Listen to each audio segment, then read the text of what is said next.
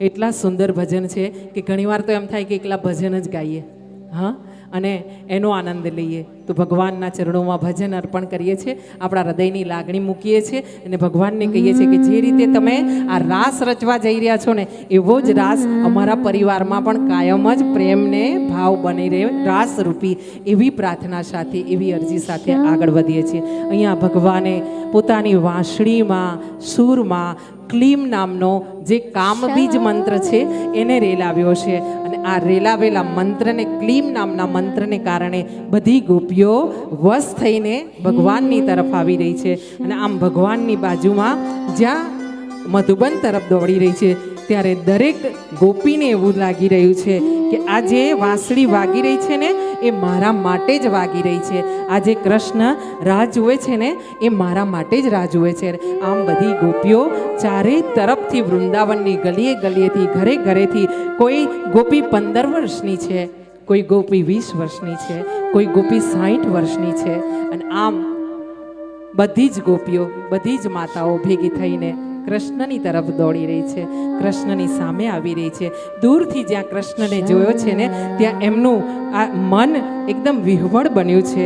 અને આમ આગળ જઈને જ્યાં કૃષ્ણની સામે, જ્યાં ભગવાન આંખ વીંચીને વાંસળી વગાડી રહ્યા છે, આ કદમના વૃક્ષની નીચે ઊભા રહીને, ત્યાં જઈને આ બધી જ ગોપીઓ આમ ધ્યાનમાં કૃષ્ણના ચહેરાને જોતી જોતી, એક ટકે જોતી જોતી પોતે બધી ગોપીઓ ઊભી છે. હજુ પણ એમને ભાન નથી કે ઘણીએ પોતે વસ્ત્રમાં દુપટ્ટા, ઓઢણી નથી ઓઢી, ઘણીને ભાન નથી કે પોતે સૌંદર્યનો જે શણગાર કર્યો હતો ને, એમાં ભૂલ છે. ઘણી ગોપીઓને એ ખબર નથી કે એમના પગમાં આ વૃંદાવનની વાટે ચાલતા જંગલમાં કાંટા વાગ્યા છે. અને આમ કાંકરા ને કાંટામાં ચાલતી, દોડતી, પડતી, ઉઠતી આ ગોપીઓ બધી કૃષ્ણની સામે આવીને મધુબનમાં ઊભી રહી છે. મધુબનમાં જ્યાં કાનો આ વાંસળી વગાડી રહ્યો છે, આવીને એક ટકે એના ચહેરાને, એના મુખારવિંદનો રસ પી રહી છે. અને એવા સમયે ભગવાને ધીરેથી વાંસળી વગાડવાની બંધ કરી છે. અને જ્યાં વાંસળી વગાડવાની બંધ કરી છે ને, આજે જ્યારે તે અમને આપેલું વચન નિભાવવા માટે આ મહારાસનું આયોજન કર્યું છે, અમને આ પૂરો શ્રદ્ધા અને વિશ્વાસથી અમે તારી પાસે આવ્યા કે આજે તો પૂનમની રાત્રિ છે, એટલે આજે કૃષ્ણ આપણી સાથે રાસ રમશે. આમ મનના ભાવ લઈને અમે તારી પાસે આવ્યા. અને હવે તું એમ પૂછી રહ્યો છે કે આટલી અડધી રાત્રે તમે આ જંગલમાં, મધુબનમાં એકલી કેમ આવી છો? અને સાથે સાથે તમે તમારા પતિને, બાળકોને, સાસુ સસરાને પૂછ્યા વગર કેમ આવી છો? મૂકીને કેમ આવી છો? અને આમ જ્યાં કૃષ્ણએ પ્રશ્ન પૂછ્યો છે ને, તો ગોપીઓની આંખોમાંથી દડ દડ દડ દડ આંસુ નીકળી આવ્યા છે. ગોપીઓ રડવા લાગી છે અને કીધું છે, કાના, આટલો કઠોર તો તું ન બન કે તને અમારા હૃદયની ભાવનાઓની તને કદર ન હોય, તને ખબર ન હોય. આટલું તો કઠોર ન બન કાના. હા, ત્યારે ભગવાને કીધું છે, તમે વૃંદાવનની મર્યાદા છો, તમે તો શક્તિ છો, દેવીઓ છો. તમે આમ ઘર અડધી રાત્રે છોડીને આવો ને, એ સારું ના લાગે. અને આમ જ્યાં કૃષ્ણએ સમજાવ્યા છે ને, ત્યારે ગોપીઓએ કીધું છે, તું બહુ મોટી વાતો કરે છે, બહુ મોટા માન સન્માનની વાતો કરે છે. હા, પણ તને એક વાત સમજાવી દઈએ કાના, સાંભળજો. જે હું વારંવાર તમને કહું છું ને, એ અહીંથી લઈને તમને કહું છું. કોઈ મારા ખિસ્સાની વાતો નથી કરતી. આમાં લખ્યું છે, આ જગ્યા પર ગોપીઓએ ભગવાનને કીધું છે. શું કીધું છે?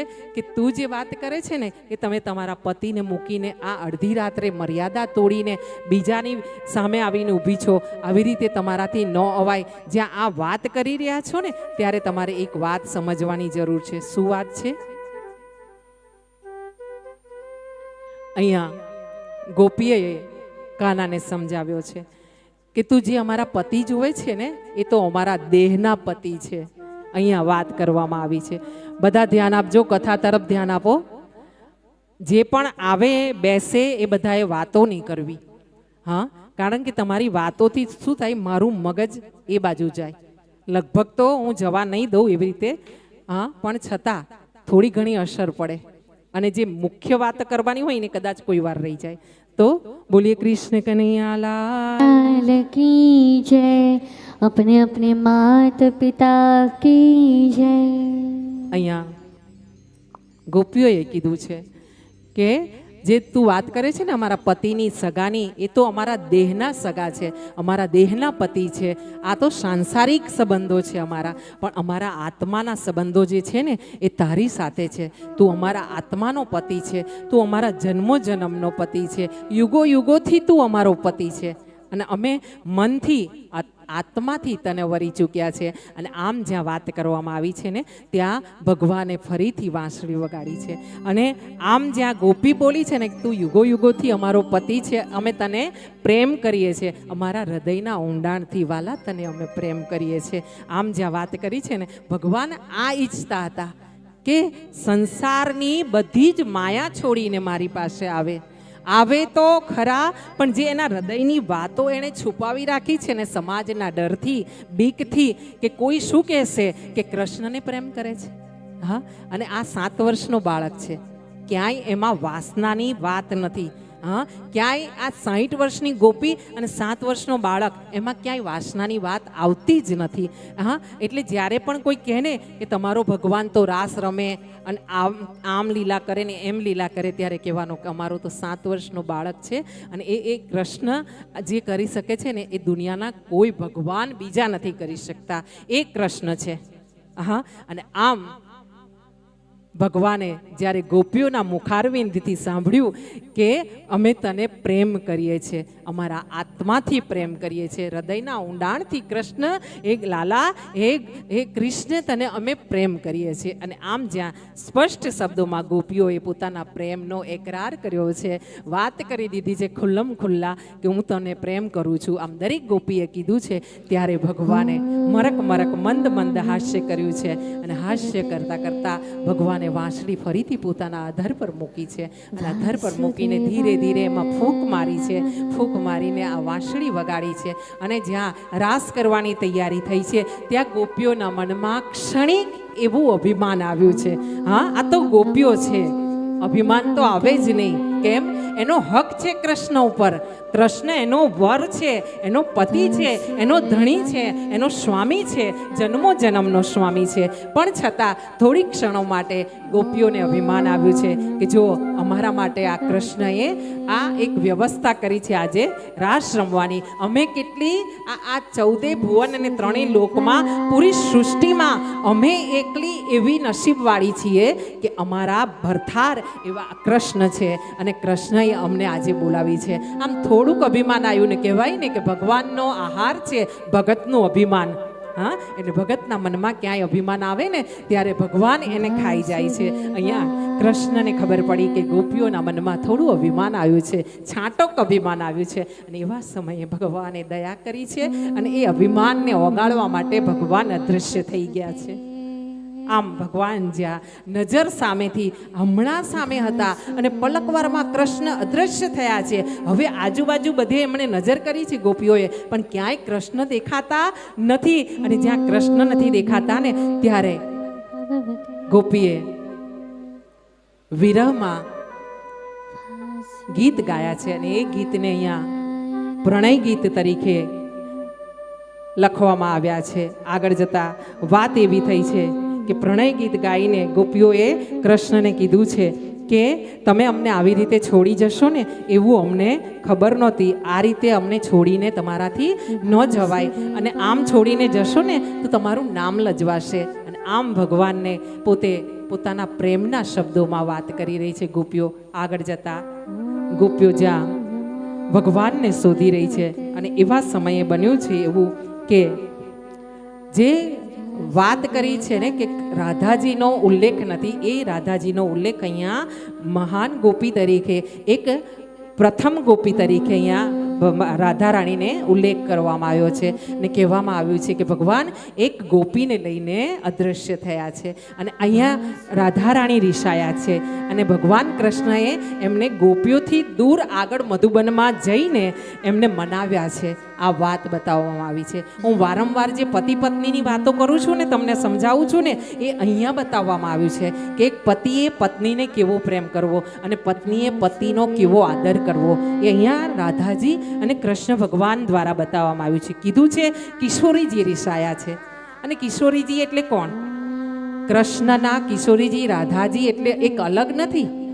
કૃષ્ણ અને રાધા બંને એક છે.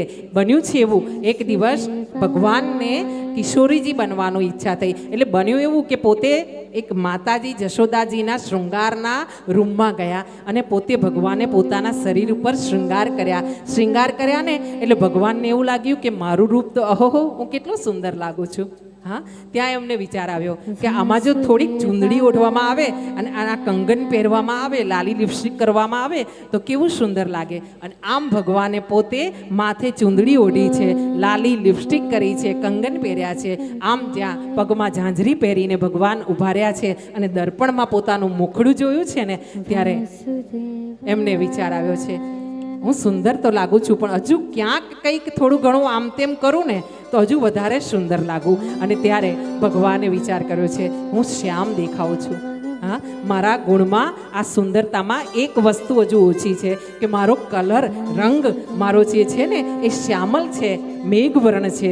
અને આમાં જો સુંદરતા વધારે લાવવી હોય ને તો આ મેઘવર્ણને હટાવીને સુંદર ગોરો રંગ કરવો જોઈએ. અને આમ ભગવાને પોતાનો ગોરો રંગ કરીને પછી દર્પણમાં જોયું છે અને આ રાધાજી છે.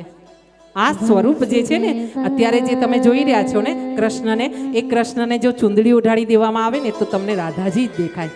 હા, આમ ભગવાન જ પોતે રાધાજીના સ્વરૂપે બિરાજમાન થયા છે, રાશેશ્વરીના સ્વરૂપે બિરાજમાન થયા છે. બોલે વૃંદાવન બિહારી લાલ કી જય, રાશેશ્વરી રાધે રાની કી જય, अपने अपने मात पिता की जय.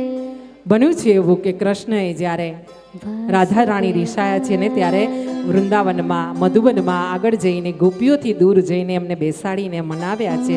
આગળ થોડા ચાલ્યા છે ને ત્યારે એમના 2 જણના પગલાં, આ રમણ રેતી જે ચાલી રહ્યા છે ને મધુબનમાં, એમાં રેતીમાં 2 જણના પગલાં એટલે 4 પગ બતાવી રહ્યા છે અંદર અને પગલાંની છાપ બતાવી રહ્યા છે. આગળ જતા રાધાજી બેસી ગયા છે મધુબનમાં, થાકી ગયા છે અને લાલાને કીધું છે, કાના મને થાક લાગ્યો છે, મને ઉચકી લેને. ત્યારે ભગવાને રાધાજીના પગ દબાવ્યા છે. હા, જો કાનો પગ દબાવતો હોય તો પરિવારના વ્યક્તિના પગ દબાવવામાં આપણને શરમ આવવી જોઈએ? ક્યારેય નહીં. હા, કારણ પતિ ને પત્ની છે ને સિક્કાની 2 બાજુ છે. બંનેમાંથી એક ઓછા હોય ને તો ક્યાંય કશું ચાલી ન શકે. હા, બંને એકબીજાના પૂરક છે. હા, અને જ્યારે આ ઉંમર આવે ને કે 40થી ઉપર જાય ને ત્યારે પતિને પત્નીની જરૂર પડે, પત્નીને પતિની જરૂર પડે. અને આ 2 જણાએ એકબીજાની હૂંફના સહારે જીવન ચલાવવાનું હોય છે. કેમ કે બાળકો તો આ પંખીનો માળો, એને પાંખો આવશે ને બાળકો ઉડી જશે, છેલ્લે રહેશે કોણ? હૂતો ને હૂતી, ચકો ને ચકી. આ 2 જણને જ જીવન જીવવાનું છે. અને ખરેખર જીવન જીવવાની મજા જ 40-50 પછીની છે. જો તમારામાં ને મારામાં બુદ્ધિ હોય, સદબુદ્ધિ હોય ને, પતિ પત્ની સાથે હોવ તો. હા, આ આનંદના સમય છે. અહીંયા ભગવાને રાધાજીના પગ દબાવ્યા છે, રાશેશ્વરીના પગ દબાવ્યા છે. રાધે રાણી ખુશ થયા છે અને કીધું છે, પણ લાલા મને થાક લાગ્યો છે, મને ઉપાડી લેને, ખભા ઉપર ઉચકી લેને. અને આમ જ્યાં રાધા રાણીએ લાડ કર્યા છે ને ત્યારે કૃષ્ણએ, કાનાએ રાધા રાણીને ખભા પર ઉચકી લીધા છે. ખભા પર ઉચકીને ભગવાન આગળ ચાલ્યા છે ને હવે જે 4 પગલા હતા ને, હા, 2 વ્યક્તિના પગ હતા ને રેતીમાં, મધુબનની રેતીમાં, એની જગ્યાએ 1 જણના પગલા પડ્યા છે. અને આ 1 જણના પગલામાં પણ એ પગલા વધારે ખૂંચાઈને અંદર ઉતરીને પડ્યા છે. કેમ? કારણ કે ખભા ઉપર રાધા રાણીને ભગવાને લીધા છે. હા, અને આમ રાધા રાણીને ઉચકીને ભગવાન આગળ ચાલી રહ્યા છે. આગળ જતા એ વાત પણ આવી છે કે રાધા રાણીને અભિમાન આવ્યું છે કે જો આ 14 લોકનો નાથ, જગતપતિ જગદીશ્વર, નારાયણ, ચતુર્ભુજ, હા, અને ઘણા કેટલાય દૈત્યોને તો આમ ચપટીમાં ચોળી નાખવા વાળો આજે મારા પગ દબાવીને મને ખભે લઈને ચાલી રહ્યો છે. આમ રાધાજીને જે અભિમાન આવ્યું છે ને ત્યારે ભગવાને એમને પાછા નીચે ઉતારી દીધા છે. આ બાજુ ગોપીઓ ભગવાનને શોધવા માટે ચાલી રહી છે અને બધે વીરાની વેદનામાં આંખમાંથી આંસુ વહેતા વહેતા ગોપીઓ બૂમ પાડી રહી છે, કાના, કાના ક્યાં છે તું? હે કનૈયા, હે એ લાલા, તું ક્યાં છે? જો અમે તારા વગર ના જીવી શકીએ, ક્ષણવાર પણ અમે તારા વગર ના રહી શકીએ. અને આમ ગોપીઓ વિરહમાં ગાંડીને ઘેલી થઈ છે. કહેવામાં આવ્યો છે કે અહીંયા ગુણીજનો કહી રહ્યા છે કે ગોપીઓ કૃષ્ણ જે કરે ને એ બધી એક્શન અને બોલી એમાં આપણા ગુજરાત આમ કહીએ ને આપણી ભાષામાં સાંસારિક ભાષામાં કંઈ મિમિક્રી હા એ કરી રહી છે. કોઈ ગોપી કૃષ્ણની જેમ આમ ફટકો કેડમાં બાંધીને ઊભી રહી છે અને આવીને હાથમાં વાંસળી પકડીને કહી રહી છે, હા રાધા રાધા. હા આમ જ્યાં કરી રહ્યા છે. બીજી બાજુ અમુક ગોપીઓ વિરહમાં એવી ગાંડી થઈ છે, એવી ગાંડી થઈ છે કે એ માની રહી છે હું પોતે જ કૃષ્ણ છું, આમ માની રહી છે. અને આમ ફરતી ફરતી મધુબનમાં આગળ ગઈ છે. આગળ જતા વૃક્ષોને પૂછી રહી છે, માથે હાથ ફેરવીને કમળના આ પુષ્પોને પૂછી રહી છે, મોગરાના વેલીને હાથ પકડીને હાથમાં લઈને આ વેલીને લઈને પૂછી રહી છે. હા અને નરમ નરમ હાથે પૂછી રહી છે, તે મારા કૃષ્ણને જોયો છે? હા તે મારા પતિને જોયા છે? તે મારા વાલાને જોયા છે? અહીંથી જ ક્યાંક ગયા છે, આ જ રસ્તેથી. કેમ કે અહીંયા પગલાં પડેલા છે ભગવાનના. અને એમ પગલાં જોતી જોતી આગળ વધી છે. આગળ જતા એક વ્યક્તિના પગલાં છે. અને ત્યારે ગોપીઓએ વિચાર કર્યો છે કે આપણામાંથી એક ગોપી જે છે એ ભગવાનની સાથે છે.